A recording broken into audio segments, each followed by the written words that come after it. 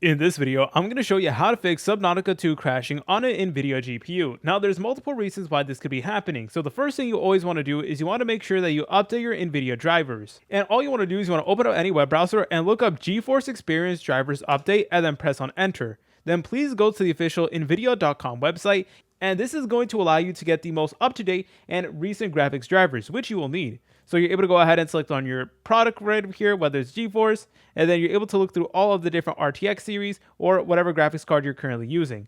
So it's incredibly important that you take note of this. Then you're able to go ahead and press on find, and it is going to provide you with the download for the most recent drivers. And that is how you're able to update your drivers. Now, next up is the hardware itself. So you always want to make sure that your hardware is in good condition. So please make sure that your PC doesn't have an excessive amount of dust or anything like that, because Subnautica 2 can really take a toll on a device, especially if it's on a lower end system.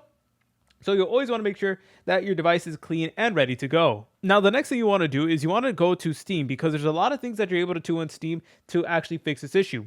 So what you want to do is you want to go to your Steam library, find Subnautica 2, right click on it, select over here where it says properties.